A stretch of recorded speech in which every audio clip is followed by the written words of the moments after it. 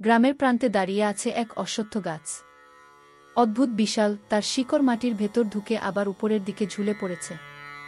দিনের বেলায় গ্রামবাসী এর ছায়ায় বসে বিশ্রাম নেয়, গরু ছাগল বেঁধে রাখে।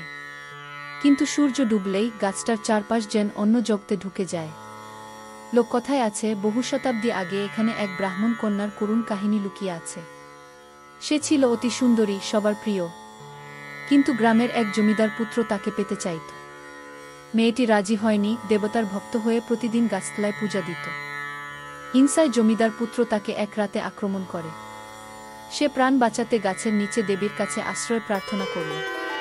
তখনই বজ্রপাত হল, আগুনের শিখায় মেয়েটি অদৃশ্য হয়ে গেল। কেউ বলে সে অভিশপ্ত হয়ে গাছের আত্মায় পরিণত হয়েছে।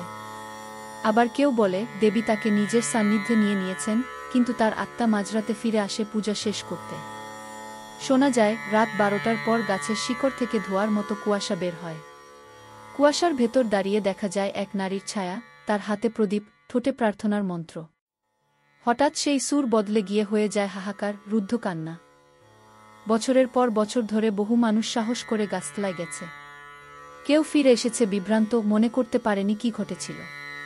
আবার কেউ আর কখনো গ্রামে ফিরেনি। স্থানীয়রা বলে, যারা দেবীর প্রতি ভক্তি নিয়ে যায় তারা অক্ষত থাকে, আর যারা কৌতূহল বা উপহাস নিয়ে যায় তাদের আর দেখা মেলে না।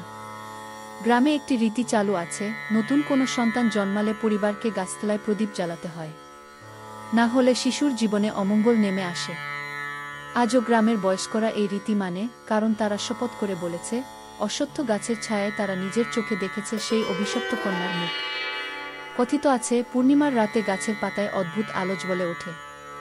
তখন ভেসে আসে বীণার সুর, যেন অদৃশ্য কেউ বসে বাজাচ্ছে।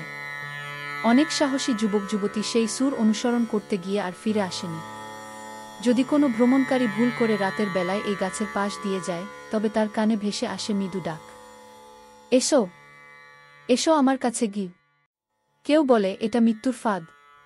আবার কেউ বিশ্বাস করে সেটা আসলে দেবীর আহ্বান, যিনি পরীক্ষা নেন মানুষের ভক্তি আর ভয়কে। আজও গাছটা দাঁড়িয়ে আছে, চাঁদের আলোয় বিশাল ছায়া বিস্তার করে। প্রশ্ন একটাই থেকে গেছে, অশ্বত্থ গাছটা কি সত্যিই অভিশপ্ত, নাকি দেবীর আশীর্বাদ ধন্য কোনো রহস্যময় দ্বার? তুমি যদি কোনোদিন সেখানে যাও আর মাঝরাতে প্রদীপ জ্বালাও, কে জানে, হয়তো তোমার সামনেই দাঁড়িয়ে যাবে সেই ব্রাহ্মণ কন্যা।